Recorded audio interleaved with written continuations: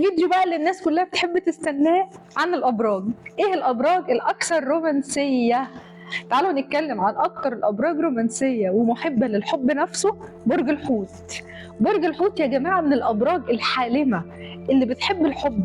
لو مفيش حب في حياتها هتلاقيهم بيحبوا اي حاجه، يحبوا الحيوانات الاليفه، يحبوا اصدقائهم، يحبوا شغلهم، يحبوا حياتهم، يحبوا اي حاجه. المهم ان برج الحوت لازم يبقى فيه في حياته حب. ايه البرج التاني اللي زيه او قريب منه شويه، لان طبعا مفيش حد زي برج الحوت في الحب، محدش يقدر ينافسه اصلا في الحب. اللي بعده على طول يجي برج الجوزاء. برج الجوزاء محب من الدرجه الاولى.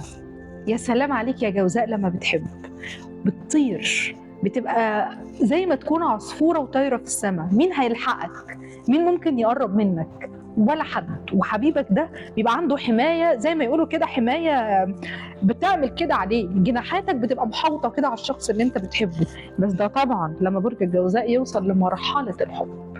زيه زي برج العقرب، ثالث الابراج رومانسيه وحبا، بالرغم من ان هو غامض صعب جدا ان هو يصارح حد بحبه، الا ان هو برضه من الابراج اللي لما بتحب لا يمكن تسيب حبيبها، ولا يمكن حبها يستخبى، يبقى حبه باين في عينيه حتى لو ما نطقوش بلسانه.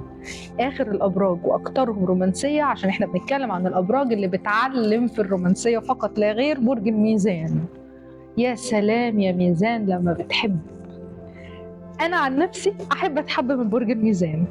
برج الميزان لما بيحب حب كانه اب او ام، يعني بيبقى حبه غير مشروط، ولا مستني حاجه من اللي قدامه، ولا مستني من اللي قدامه كلمه تقدير حتى ولا اي حاجه.